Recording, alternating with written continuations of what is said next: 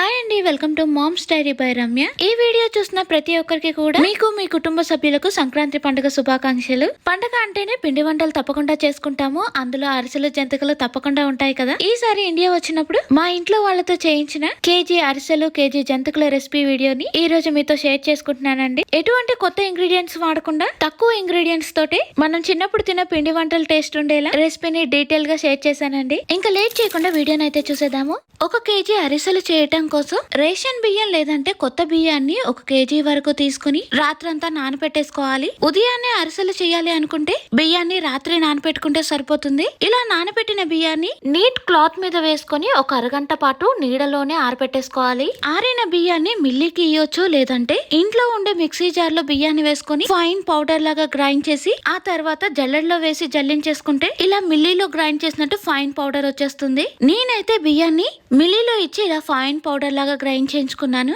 అందుకే జల్లెడలో వేసి జల్లించుకోవట్లేదండి.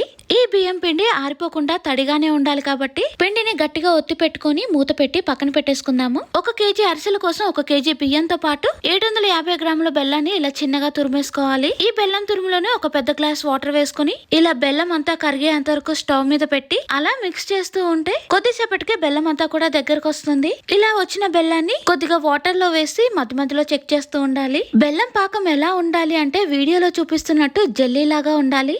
అలా అని బెల్లం పాకం వాటర్ లో వేయగానే క్రిస్పీగా కూడా ఉండకూడదు. ఇలా చూడటానికి సాఫ్ట్ గా కొద్దిగా జెల్లీ లాగా అనిపించాలి. పాకం ఇలా వచ్చిందంటే అరిసెలకు బెల్లం పాకం రెడీ అయినట్టే. అప్పుడు వెంటనే మనం గ్రైండ్ చేసి పెట్టుకున్న తడి బియ్యం పిండిని వేసేసుకోవాలి. బియ్యం పిండి వేయగానే ఎక్కడ ఉండలు కట్టకుండా పిండి మొత్తం కూడా కొద్ది కొద్దిగా వేసుకుంటూ వీడియోలో చూపిస్తున్నట్టు కలిపేసుకోవాలి. పిండి మొత్తం కూడా ఇలా బాగా కలిపేశాక ఇందులో కొద్దిగా నూనె లేదంటే నెయ్యిని వేసుకుని అంతా ఒకసారి బాగా కలిసేలా కలిపేసుకుందాము. ఇలా పిండి మొత్తం కలిపేశాక వీడియోలో చూపిస్తున్నట్టు ఏదైనా బౌల్ మీద కొద్దిగా పిండిని వేసుకుని మన చేతికి లైట్ గా నూనె లేదంటే నెయ్యిని అప్లై చేసుకుంటూ ఇలా రౌండ్ గా ప్రెస్ చేసేసుకోవాలి. ఇలా మనకి నచ్చిన సైజ్ లో అరిసెల్ని ప్రెస్ చేసుకోవచ్చండి. ఇలా రెడీ చేశాక వేడిగా ఉన్న ఆయిల్ లో వేసేసి అది ఒక సైడ్ బాగా ఫ్రై అయ్యి బాగా పొంగాక రెండో సైడ్ కి టర్న్ చేసి రెండో సైడ్ కూడా ఇలా రంగు మారేంతకు ఫ్రై చేసుకుని 2 స్పూన్స్ తీసుకుని వీడియోలో చూపిస్తున్నట్టు గట్టిగా ప్రెస్ చేసేసుకుంటే ఆయిల్ అంతా కూడా ఇలా బౌల్లోకి వచ్చేస్తుంది.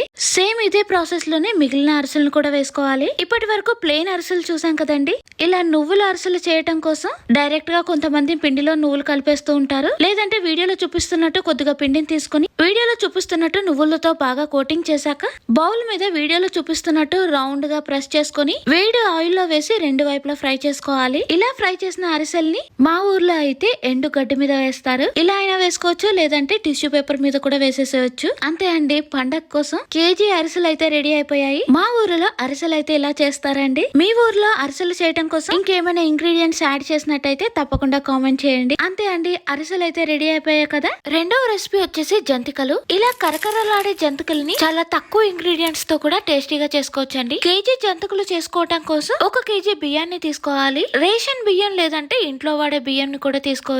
ఇందులోనే 1/2 కప్పు తోటి మినపప్పు వేసాక 1/2 కేజీ వరకు పుట్నాలు వేసుకోవాలి. కప్పుల్లో మెజర్ చేసి చూస్తే 3.5 కప్పులు అయితే వచ్చింది. వీటన్నిటిని కూడా డైరెక్ట్ గా మిల్లీకి ఇచ్చి ఇలా పౌడర్ లాగా చేసేసుకోవచ్చు, లేదంటే ఇంట్లో మిక్సీ జార్ లోని కొద్ది కొద్దిగా వేసుకుంటూ పౌడర్ లాగా గ్రైండ్ చేసుకుని జల్లించేసుకోవచ్చు. నేనైతే మిల్లీకి ఇచ్చేసానండి. వాళ్ళు ఫైన్ గా పౌడర్ లాగా గ్రైండ్ చేసి ఇచ్చేసారు. ఇందులోనే కొద్దిగా వాముతో పాటు వింటర్ టైం కాబట్టి కొద్దిగా నువ్వులు కూడా వేస్తున్నాను. నువ్వులు వాము వేయటం వల్ల జంతికలు మంచి టేస్ట్ వస్తాయి. నువ్వులు వాము వేసాక మన టేస్ట్ కి తగ్గట్టు కారంతో పాటు సాల్ట్ కూడా వేసుకోవాలి. వీటన్నిటిని కూడా ఒకసారి కలిపేసుకుందాము. ఇలా అన్ని బాగా కలిసేలా కలిపేశాక నీళ్లను గోరువెచ్చగా బాయిల్ చేసుకుని వీడియోలో చూపిస్తున్నట్టు కొద్ది కొద్దిగా వేసుకుంటూ జంతికల పిండిని కలుపుకోవాలి. అలా నీళ్లను వేసుకుంటూ పిండిని కలుపుతూ ఉంటే పిండి కన్సిస్టెన్సీ అనేది వీడియోలో చూపిస్తున్నట్టు కొద్దిగా సాఫ్ట్ గా ఉండాలి. అలా అని మరీ చేతికి స్టిక్కీగా ఉన్నట్టు ఉండకుండా వీడియోలో చూపిస్తున్నట్టు లైట్ గా సాఫ్ట్ గా ఉంటే సరిపోతుంది. ఈ పిండిని నూనె అప్లై చేసిన జంతికల గొట్టంలో వేసేసుకుని స్పూన్ మీద వీడియోలో చూపిస్తున్నట్టు జంతికల గొట్టంతో ప్రెస్ చేసేసుకుని దీన్ని వేడి నూనెలో వేసుకుని క్రిస్పీగా అయ్యేంత వరకు ఫ్రై చేసుకోవాలి. జంతికల్ని అప్పుడే ఆయిల్ లో వేసినట్టయితే ఆయిల్ అంతా కూడా ఇలా బబుల్స్ లాగా వస్తుంది. జంతికలు ఒకవేళ బాగా ఫ్రై అయిపోతే ఆయిల్ బబుల్స్ లాగా కాకుండా నార్మల్ గా ఉంటుంది. ఇలా ఆయిల్ నార్మల్ గా ఉన్నట్టయితే జంతికలు ఫ్రై అయినట్టే. వీడియోలో చూసారా, ఒక సైడ్ బబుల్స్ లాగా ఉంది, ఒక సైడ్ ప్లెయిన్ గా ఉంది ఆయిల్ మొత్తం కూడా. అలా ఫ్రై అయిన జంతికలు జంతికల్ని మనం ప్లేట్ లోకి తీసేసుకుందాము. అంతే అండి, మన పెద్దవారు చేసే టేస్ట్ తోటి జంతికలు అయితే రెడీ అయిపోయాయి. ఇంకా ఈ జంతికల పిండిలో ఎక్స్ట్రాగా ఏమీ వేయాల్సిన అవసరం లేదండి. మెయిన్ 3 ఇంగ్రీడియంట్స్ ని వేసుకుంటే కరకరలాడే జంతికల్ని ఇంట్లోనే సులువుగా చేసేసుకోవచ్చు. జంతికలు ఎప్పుడు చేసినా సరే ఈ పద్ధతిలో ఒకసారి ట్రై చేయండి, పక్కా పర్ఫెక్ట్ గా వచ్చేస్తాయి. ఈ రోజు వీడియోలో షేర్ చేసిన రెసిపీస్ మీకు నచ్చాయని అనుకుంటున్నానండి. మీకు నచ్చితే వీడియోని లైక్ చేసి మీ ఫ్రెండ్స్ అండ్ ఫ్యామిలీ మెంబర్స్ కి షేర్ చేయండి. ఇంకో మంచి వీడియోతో మళ్ళీ కలుద్దాం. Thank you for watching. Bye bye.